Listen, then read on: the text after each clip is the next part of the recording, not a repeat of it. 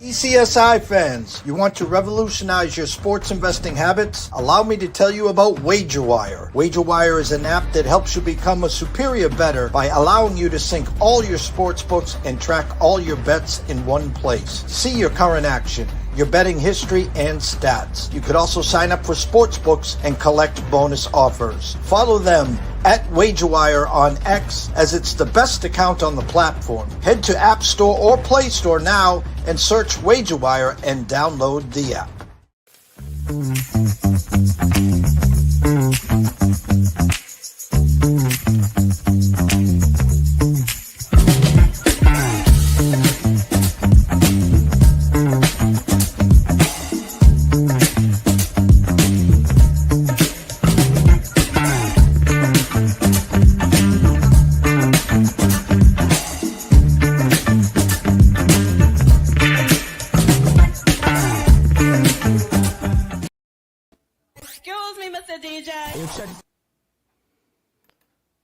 Excuse me, Mr. DJ. Hey, check this out. We got a great show coming your way.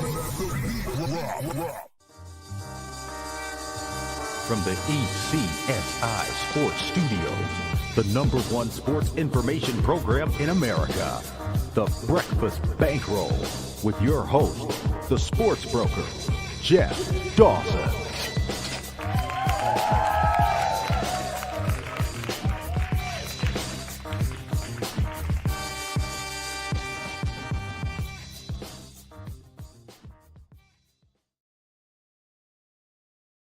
Good morning, sports fans from all around the globe and the Mecca. They're still alive, that's right. Jeff Dawson, East Coast sports investors, and it's that time of the week for the Breakfast Bankroll. Good friend and colleague, Mr. Matthew George. Go follow him at MG28 Sports on the Twitter or X, whatever we're calling it. Today we'll break down Knicks stave off elimination.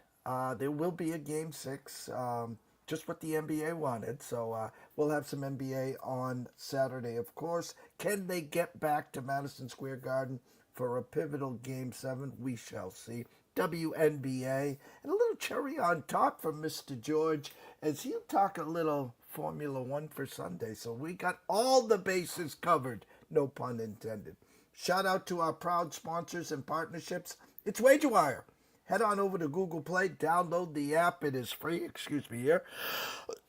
Paul and Brutal back home on Cape Cod. Atlanta Steaks and Seafood.com. I got my box of protein delivered yesterday. Thank you to Mr. Terry Smith. Go follow him on Facebook. And then jump back to AtlantaSteaksandSeafood.com. Steaks, chops, seafood, appetizers, wine. He's got it all. He's even got 4 subscription plans. Do what I do. Set it and forget it. Every 30 days, a box of protein. I got filet mignons, New York strip, cowgirls. I got hamburgers. I got chicken. I got it all to cover the month. That's the only thing I need is a spare propane tank. So without further ado, Mr. Matthew George. Good morning, sir. Good morning. How are we doing, Jeff? There must be a sense of relief in the Mecca, New York. How's the big city feeling this morning? I guess pretty much relieved after a big win by the Knicks last night. So it is a big swing, and this should lead to the momentum. And obviously, they are going into Indiana for Game 6. However, this is a big boost that the team needed in order to keep themselves alive for the series. Well, I mean, listen, I'm not Coach Tibbs, but I know what has to happen. The Pacers can't score 130 points tomorrow. I mean, let's be real here. You need to win the tempo. You need to slow this thing down. First one to 110, 112 wins. You cannot be giving up 60, 65 points in the first half here and expect to come out with a win tomorrow, correct? Yeah, and that's the biggest thing because what I told you yesterday, this team the Knicks needed to win at least 3 out of the 4 quarters yesterday, and it did basically that. They won 3 out of the 4 quarters. So they tied 21-21 in the fourth quarter. So That's what the Knicks did last night. On the Pacers side, it just needs someone to fill up the scoring load. That did not happen after Tyrese Halliburton had a triple double in Game 4. It was non-existent in Game 5, and they need more scoring out of him. I get he's a great point guard in terms of his passing, but he needs to be less passive and need to be scoring the ball like how he did in Game 4. If that doesn't happen, then the Knicks will have a better chance of winning this. Well, I guess bringing it back to game into Madison Square Garden for Game 7. Other than that, they need to find a way to do it because they need to do it at home, and this is the only way that I think that, in my opinion, this is the only way the Pacers can do it. In Game 6, they need to do that. If Brunson is Brunson, and then there was a wild card to prevail the Knicks to get it back to Madison Square Garden on 7, the headlines in the Post would read Karl Anthony Towns, OG. Who would that second name be with Brunson? It's got to be Carl Anthony Towns because and Coach and I did the podcast this past Monday, and saying that Carl Anthony Towns needs to be the big benefactor of why this team can be successful, but he needs to be better in terms of how he could shoot the ball, and he did that. And we actually hit our props yesterday with Jalen Brunson getting 30 points and Carl Anthony Towns getting 20 plus points. That happened, and that's the reason why that these two were such a dynamic push to the punch, and they won Game 5. So if Carl Anthony Towns can be can be the scoring can provide the scoring load for the Knicks, it's both on his low post scoring and also his outside scoring as well. He only hit shot 1 of 4 from three. He needs to be better at that. So he needs to keep shooting the ball and a high caliber. But that's also the fact that Jalen Brunson can also provide that scoring load with, for the Knicks as well. But Carl Anthony Towns need to be the biggest factor for Game 6 if they want to push it to Game 7. From defensive thought process, sometimes when there's a star, you either eliminate the star and then you want other people to beat you. In the case of the Pacers, if you said, hey, I'm going to give Halliburton his 40 or 38 or whatever it is, just so who doesn't go off on Saturday? Yeah, I think it's a tough one to say because they have all the depth that they need. It's just a matter of who can actually provide that depth and then provide that kind of scoring load. So Benedict Mathurin yesterday scored 23 points, but here's the issue. He was their leading scorer, and he Pascal Siakam had 15. Miles Turner only had 5 points. Tyrese Halliburton basically stayed in the bench throughout most of the entire game. Basically, in the fourth quarter, he barely even played. He only got 8 points. So their scoring load needs to come from not just Tyrese Halliburton, but it's got to be Pascal Siakam. He's got to score 20 plus points. Out of that, they're not gonna win. Aaron Naismith needs to hit his threes. He was only 1 of 5 from three. Miles Turner, again, like I said, only scored 5 points. He needs to score at least 15 or more, and also grab around 10 plus rebounds. He only had 2 rebounds. So this team was just such a fluke yesterday, and that's why they lost last night. So got to find some way of deficiency with this team. I don't know. It's surprising to me that they were only that like we said they only scored 94 points yesterday. Went under the number of their team total as well. So it's going to be interesting to see how Game 6 unfolds, especially if they're going back into Indiana. Well, I'm going to pull up my Circa app as we speak. Give me 1 second here. NBA. NBA. Pacers -4, 219.5. Money line Pacers -170. If you like the Knicks, you can get them +150 on the money line. We got a full day to let this simmer. You and I will be on our weekend tour when this game tips off. Thoughts for this game on Saturday? The Knicks need to do everything to force a Game 7. That is the only way that this team can still stay alive, obviously. But if that's going to be the case, you got to take every single player, or at least the starting lineup for the Knicks, to go over their points prop. So I'm gonna do that as well. We're gonna put that in a same game parlay because I'm not just speaking to it as a New York fan, but just the fact of that this team it needs to force a game seven. So the scoring load needs to come up from the top three slash your top four players on the team for the Knicks. Obviously, I'm expecting that as I'm saying this, the Knicks are gonna win this game. I don't think they're gonna cover the 3.5 the 3.5 point spread. However, it's gonna be very close. I think it's probably gonna be around a 2 to 3 point win. Um, Take that over 219.5. It does look very juicy as well, but we're gonna take it. Jalen Brunson, Carl Anthony Towns, and Mikal Bridges to go over their points. So Jalen Brunson's at 30 and a half at 30 plus points at minus 145. Carl Anthony Towns at plus 20 points at minus 205, and Mikal Bridges at 15 plus points at minus 138. If you combined all of that, your three leg SGP would be around 3 to 1, 4 to 1, depending on when you do your shopping. Because obviously, lines will move as we try to get this game going on Saturday, which is off at 8 p.m. It's going to be a very, very crucial game, obviously, as we know for the Knicks. And on the other side, for the Pacers need to just figure out a way that their offense, obviously, their offense was completely lackluster last night. So they need to find a way on game six to do the same thing and or to better way to find the ball in the basket if they want to win this series. Other than that, it's going to be Game 7 at Madison Square Garden, and nobody wants to see that on the Pacers side. Knicks side, they're all going to be everywhere. I'm going to see. I'm obviously my girlfriend and I were talking about this. People are going to be lining up right in front of the MSG, watching the watch party. It's going to be people at the Oculus, people at the Hudson Yards, watching the projection screen, just watching the game. So all Knicks fans are going to be standing up for tomorrow, and if they force Game 7, doing the same thing. All right. I did something here. Bear with me here. Something is going wrong here. Let me do this. You can still hear me, I hope, here. I don't know what I did here. Nope. I goofed up somewhere here. Bear with me, guys. Hold on.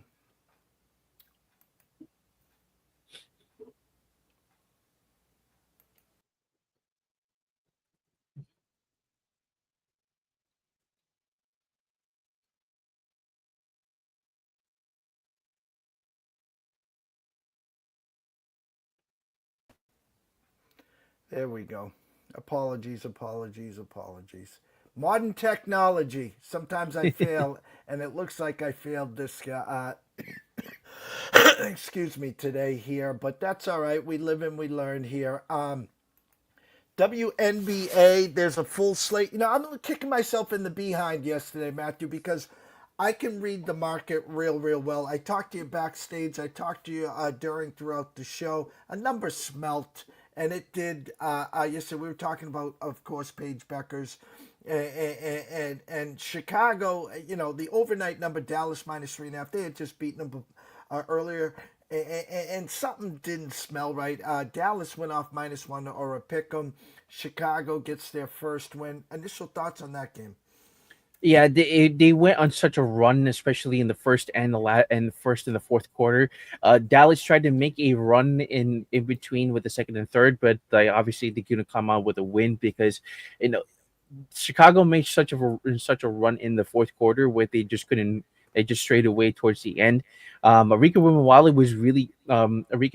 was really good for the Dallas Wings at 37 points, but the problem was their turnovers, which they had 16. They're still having that issue. The biggest issue that Dallas is having right now, and then why they're 1-5, is their turnovers. Not to mention that Page Breakers, Harrington, and McCowan had 3 or more turnovers. You can't have that when you want to try to win a game, and also with this team as well. So it's a mixed bag of nuts that they're still trying to figure out. Obviously, with Paige Beckers being on this team as well, she did score 15 and did get 8 assists. But the problem is that they have to limit the turnovers. So, and then on the flip side, Camila Cardoso was completely stellar at 9 out of 13 from the field, so with 23 points. So this team was able to find a way to get their first win of the season, and not to mention that I mean, they kind of blew the water after once the fourth quarter hit. So, I mean, shout out to the Sky. They tried to figure it out. They got to win. They got to win as well. And Dallas needs to figure out how they can win as the season goes on. Well, we got a full slate tonight in the WNBA. New York travels to Washington, 7.5 point favorites. Connecticut to Indiana, 13 point favorites for Indiana. Atlanta at Seattle. Right now, Seattle -5. LA travels to Vegas. Vegas right now -10.5. And the nightcap, Minnesota at Phoenix right now. Minnesota -3.5. Thoughts on the slate?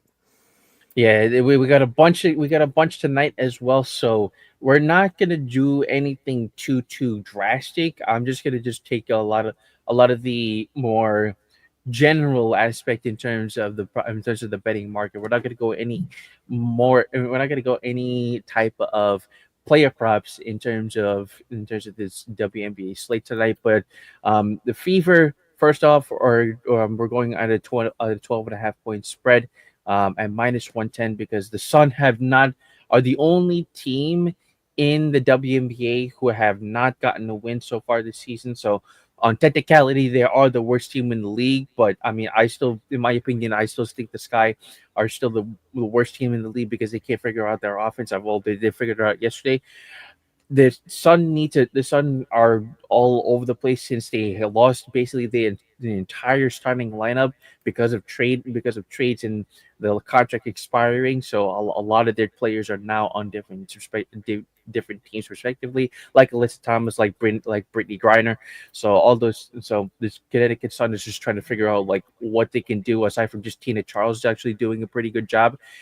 Fever obviously have won are still without Caitlin Clark, but that means that I think Aaliyah Boston and Kelsey Mitchell can definitely step up on the floor. So I would taking them at a 12.5 point spread to cover that, to basically them for cover that number as well. So Liberty go on the other side. Liberty go on the road against the Washington Mystics. The Mystics have been a surprising team so far, but I think that the Liberty are such a good team.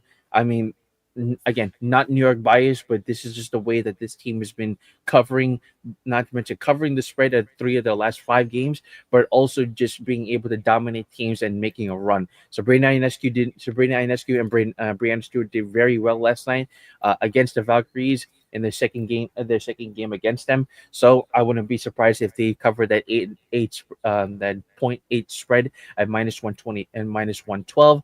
On the other side, we're going with the under. I'm sorry, with the Sparks and the Aces. The Sparks are trying to figure out how they could fit Kelsey Plum and the way that this team can run the offense. Because they're now running the offense from her to her because she's the veteran and she knows how to score the ball. But now it's just a matter of everyone meshing together because there are 2 and 4, so they're trying to still figure out what they can do. And the Aces, I don't know what's wrong with the Aces so far. So their scoring load, when Coach and I did the podcast, I agree. I don't think this Drew Lloyd, Chelsea Gray, and Jackie Young trio is working well. They're trying to find the scoring load between all three, amongst all three of them, and then you also have the reigning MVP and AJ Wilson trying to put into the mix. I don't know how this team will do, so let's take the under 165.5 and -110. So because I think the scoring load will just be a little bit too way off, and I think there'll be a lot of missed shots. And lastly, we're going with the Minnesota Lynx. I mean, they're obviously in coach's opinion the best team in the WNBA. I tend to agree, but I also think that the Liberty can run for their money as well. But the Lynx have just been at a hot start. I mean, not to mention that the Fisher Collier is on an MVP type run so far to start the season, as they are 5-0. So be sure to take them on the money line at -176 against the Mercury. However, the Mercury is a very surprising team, not to mention the good acquisition in Alyssa Thomas from the Connecticut Sun that we just mentioned. She's basically averaging a triple-double in terms of her aspect with Alyssa Thomas. But still, Minnesota Lynx, until I see further, I think they're going to win this game against the Mercury. And before we go into the Formula One for the cherry on top on Sunday, I want you to go back over because I corrected my mistake here. Go back over your thought process and your props for the Knicks and the Pacers because I have now pulled it up for you. Yeah, absolutely. And again, we're taking three of the four players on the Knicks because they need to make a run. If they want to force game seven, all three of these players that you see right there, Jalen Brunson, Carl Anthony Towns, and Mikal Bridges. So 30 plus points for Jalen Brunson at minus 145 as he's hit that in four out of his last five games. Carl Anthony Towns at 20 plus points. As you saw yesterday, he got a double double with 20 points, with 20 plus points, and he had we could take that at minus 205 since he's hit that number as well in all five games of the Eastern Conference playoffs. And then Mikal Bridges at 15 plus points at minus 138. He's hit that number four out of his last five games. He didn't really do that much yesterday because I mean Jalen Brunson and Carl Anthony Towns were basically putting up the scoring load, and then the bench came out as well. So, but he has hit that in four of his last five games. So expect him to hit those mid rangers as well. But we're gonna take that three leg same game parlay at a plus one at plus 369. You can do that. You can still get a good amount of plus odds as well as the odds will continue to shift before tip off on Saturday night. Well, again, we're sitting here night off from the NBA. We have the WNBA. You got us all primed up for the WNBA. Tomorrow, we already got our three-legged parlay for the NBA. We're hoping for a Knicks win, obviously, in a game seven there for Monday as OKC just sits back and relaxes and more people jump on them to roll through the finals here. But you got a cherry on top for us. You got a little Formula One on Sunday. I've been starting to watch the Formula One, and also like as a young guy like me, I'm starting to play the games as well. So I'm trying to understand. So I understand like how these racers are able to find the gaps and also find the way through the chicanes, and I've been starting to watch it a lot more and I'm starting to enjoy it a lot more. In terms of this one, it is the Spanish Grand Prix for this weekend. As the last week, it was in Monaco. As the McLarens were basically on the top tier, and then Leclerc and Charles Leclerc came in second for Ferrari. So in terms of the betting market, as we're going into the Spanish Grand Prix, this is going to be a very interesting race because I think Spanish Grand Prix is like one of the more one of the more celebrated and one of the more like more exciting races in Formula One, at least in my opinion. So in terms of the prop market, what did I give you? What did I go with here? Let's see. Uh, let's go with Max Verstappen as the outright winner.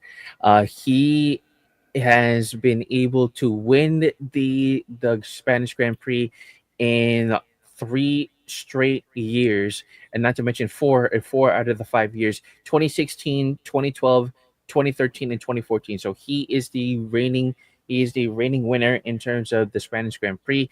I wouldn't be surprised if Lewis Hamilton also makes a run as well because he has also won a lot of these races, including 2014, 2017, 2018, 19, and 20 and 21. So he's also been a good benefactor as well. But we're gonna go for in terms of Ferrari because Lewis Hamilton is also on Ferrari.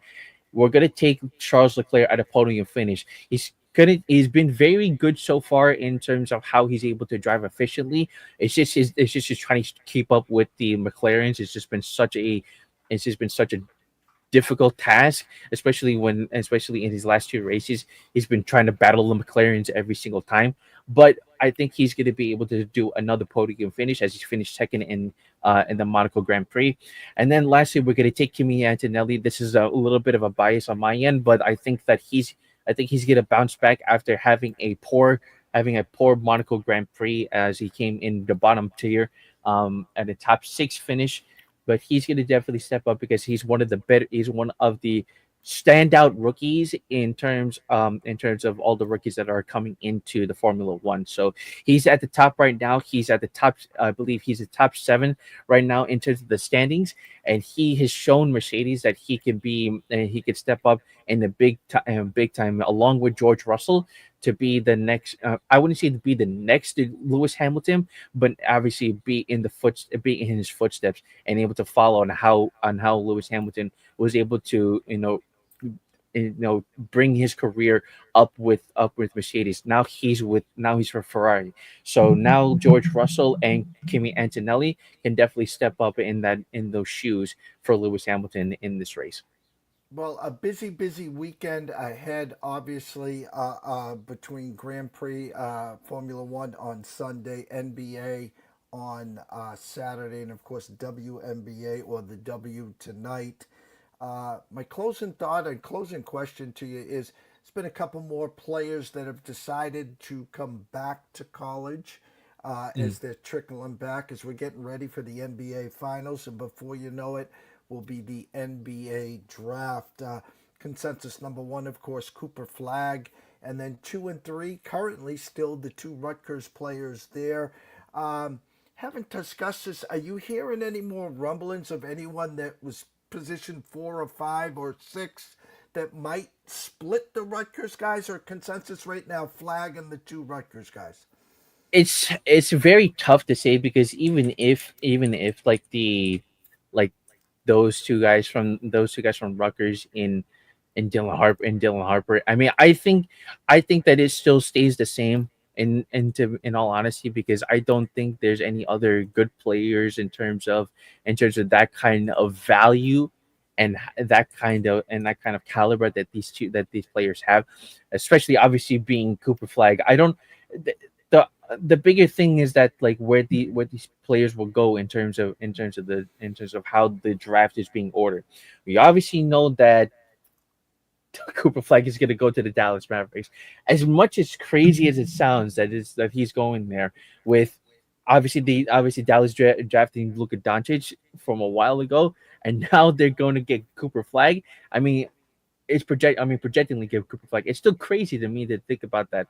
But in terms of the draft lottery itself, I think it's still Dylan Harper, Ace Bailey. I think the only way that someone would be in between the two would probably be VJ Edgecombe, who actually is the fourth best, in my opinion, the fourth best player coming into the draft at Baylor. But I think that I think it still stays the same. 1, 2, 3, Cooper Flag, Dylan Harper, and Ace Bailey for sure. Lastly, I heard the locals talk about this. And again, I don't want to make this show about the Boston Celtics because there's a million moving parts with Tatum out for most of the year, if not all the year. Jaylen Brown, I think, has an opt out after this year. We know about the expiring contract with Porzingis. Drew Holiday, I think 35, but there's teams that really want him that think they're one piece away. I know the Mavericks is one of them. We've talked about Giannis. And now, if the Celtics were to move Jaylen Brown, you would expect, let's say Houston. I always bring up Houston. We'll take their center to start, maybe their top 10 or 12 draft pick, and then we'll move on from there. We got to balance some monies. And I'm just throwing this hypothetically out to you, do you think Milwaukee would be interested in a swap, meaning Milwaukee trades Giannis to the Celtics, and the Celtics start with Jaylen Brown there? I don't know how that would work per se. I mean, as much as that would be very interesting in terms of, I get it that I get it because of the loss of Jason Tatum, so that would make total sense. Now it's just a matter of can you mesh him into the offense of the Boston Celtics? I don't think so, unless you know that he can be unless you want Giannis to be Giannis and not and because obviously the way that the Celtics live and die is by the three, and we know that the flip side of that is Giannis can't shoot threes. So I think that it could be a standpoint of where how well can a player fit the Boston Celtics system. And when we talked about yesterday with Derek White is a great example of a great 3 and D guy that can shoot the ball, but also can play great perimeter defense. Giannis can do the same thing as well, both the interior in the paint and also in a perimeter defense. But the problem is that he cannot shoot efficiently. He's shooting a bit better, but he's shooting a lot more of the fadeaway mid ranges, those one legged jumpers, right? So like 12 to 15 feet or 15 feet in the paint around that same inside the perimeter. So I don't think it would be a good it'd be a good fit from the Boston Celtics system. On paper, it would sound really great because of a 1-2 punch with when Jason Tatum comes back with him and Giannis. But I don't think that would be a great from a long term perspective, it wouldn't be a good 1-2 punch in terms of that kind of aspect of how the Celtics want to put their system together. And obviously Giannis not being officially shooting from three. It would change the look because the system was flawed. You were fortunate enough 2 years ago to win a championship when Giannis was out, Jimmy Butler was out, Embiid was out, and you're facing a number 5 in the West. Now you would change the look. The star itself is now Giannis till Tatum comes back. Milwaukee would change their look with Brown because I think when you trade Giannis, other than a 4 or 5 first round picks, the actual talent piece that you're going to get back, it's hard to say that you're going to get anyone better than Jaylen Brown, Matthew. Yeah, and that's the thing because like if you think about how the way that Milwaukee's been constructed, they constructed everything around Giannis. Now, if you want to do the same thing with the Boston Celtics and Giannis going to Boston, then by all means, definitely either draft players or trade draft picks to be able to help Giannis win another championship at some point. But other than that, it's going to be very, very tough to mesh this team together. I would say, if you want to be able to put Giannis in that perspective on the pedestal with the Boston Celtics, try to have a defensive, try to create a defensive team to where that this team could be a good successful team because that's how the Bucks were able to win because they had Drew Holiday, they had a good offense and defense from Chris Middleton, they had a good stretch four in Brook Lopez, but they kept running the same thing every single year the next year out after they won the championship. That's the same thing that Boston did. And they lived and died by the three. And look what happened. They got eliminated by the Knicks. So it's a matter of changing the culture and changing the way that the system can go for the Celtics. It's just a matter of can the front office actually do that? I'm not entirely sure. Well, again, it's always a pleasure to catch up with you on Thursday and Fridays, talking WNBA, NBA, Formula One this week. Scroller's been going the whole time. Everyone knows on X to go find you at MG28 Sports. I know where to find you, of course, on Sports Grid and your podcast with Coach Young. But tell the world where they can find all your work, Matthew. Of course. And as Jeff mentioned, Coach James Young and I do a podcast that releases every Tuesday and Thursday. We record Monday and Wednesday, talking all NBA, WNBA, and college basketball, whatever in terms of the updates, prop markets, and preview matchups as well. I produce a show 8 to 10 p.m. Eastern with Scott Wetzel on Wednesdays. You would see Jeff Dawson as well doing that and coming in as well, talking everything that is live and coming up throughout the evening. We're doing NBA, WNBA, baseball, and the NHL as the playoffs are still going on with the NBA and NHL. So I mean, it's a great way to cap off on how the season's going on, especially now. We now know who's going to be in the Stanley Cup Finals. I mean, that's crazy that Edmonton. It's crazy that Edmonton and the Panthers are in that mix. I still believe that the Panthers are the best team in the NHL right now. So because they've been dominating, they dominated every single game throughout this entire playoffs, and then we're still rolling on. We'll see who can face the Thunder in the NBA Finals. Whether it be the Pacers or the Knicks, we'll find out for sure. Well, we can't wait. We'll have Matthew back on Thursday and Friday, 11 a.m. and 11:30 a.m.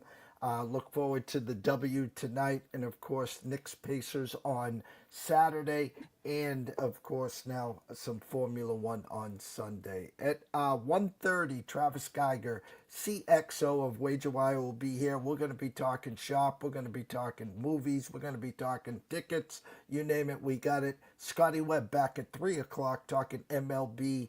Friday Night Lights. For myself, Jeff Dawson at EC Sports Investor, one and only Mr. Matthew George at MG28 Sports. We wish everyone a blessed morning. Afternoon's almost here. Turn your notifications on and stay tuned.